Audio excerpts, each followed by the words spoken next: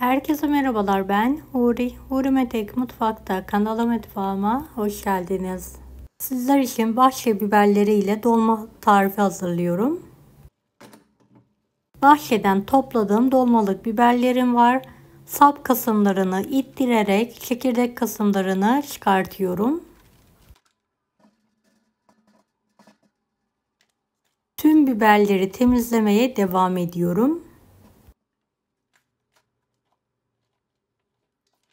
Beni hangi ülkeden veya şehirden izliyorsunuz merak ediyorum. Yoruma yazarsanız sevinirim.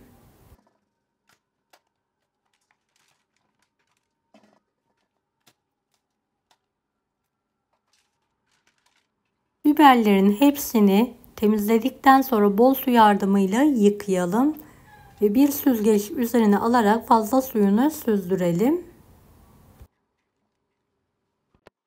Evet, biberlerim hazır gördüğünüz gibi.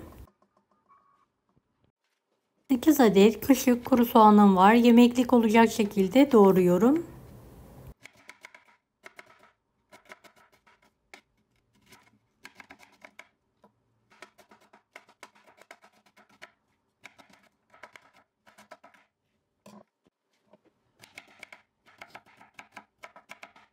Evet, tencereye alıyorum.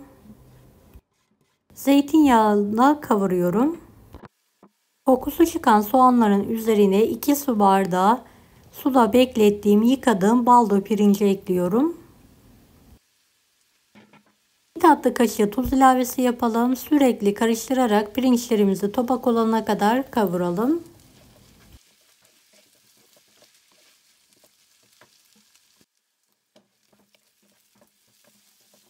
Evet, pirinçlerim topak oldu gördüğünüz gibi. 1 su bardağı su ilavesi yapıyorum. Hızlıca karıştırarak suyunu çektiriyorum. Kapağını kapatarak demlenmeye bırakalım.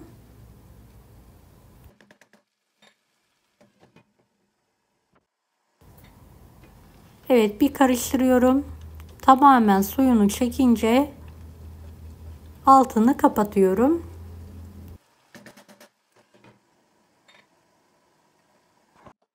Şöyle yarım demet maydanozum var. İnce ince doğruyorum.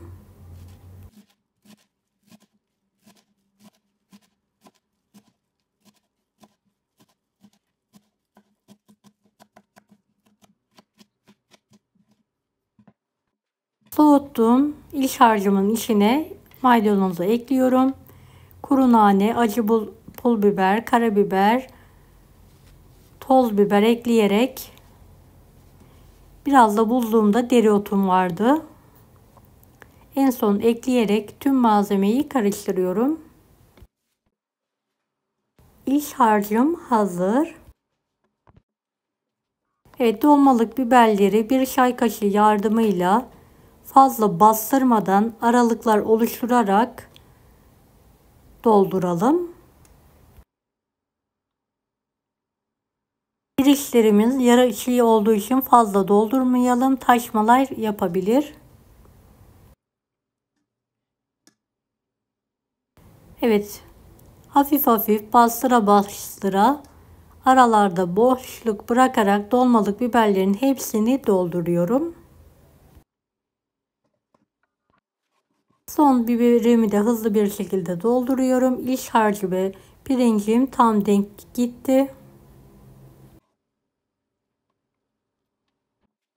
Aynı tencereye dolmalarımı diziyorum.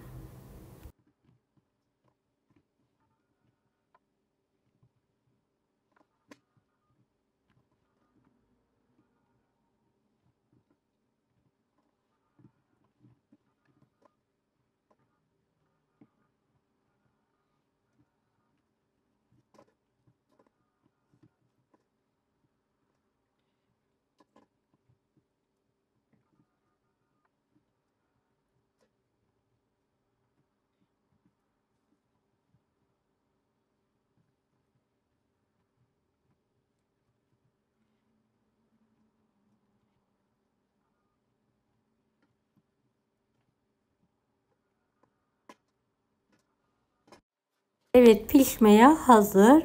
Şöyle 1-1,5 tatlı kaşığı tuz serpiyorum. Tencerenin yarısına gelecek kadar soğuk su gezdiriyorum.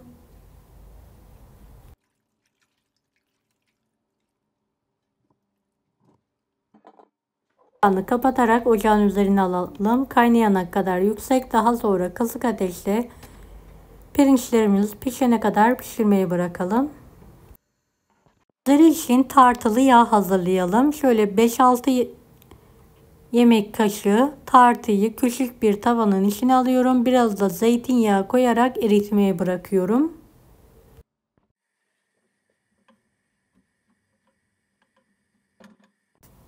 Evet, karıştırarak eritiyorum. Dolmalık biberimi kontrol ediyorum. Evet, pişmişler, üzerine tartılı yağı kaşık yardımıyla dökerek gezdiriyorum.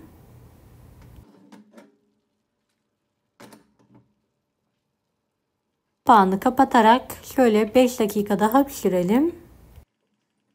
Artık dolmam hazır. Altını kapatıyorum. İster sıcak ister soğuk olarak ikram edebilirsiniz.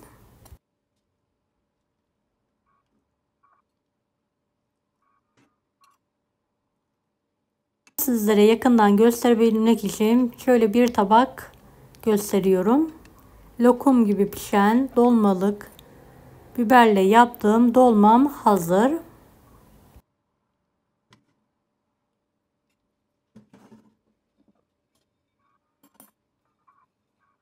Evet, gördüğünüz gibi hazırladım. İş harcadı. Gerçekten muhteşem oldu. Mutlaka deneyin. Deneyecek olan herkese şimdiden kolaylıklar dilerim. Kanalıma ücretsiz abone olmayı unutmayın. Bir dahaki videolarda görüşmek üzere. Allah'a emanet olun. Hoşça kalın. Daha farklı tarifler için bunları da izlemeyi unutmayınız.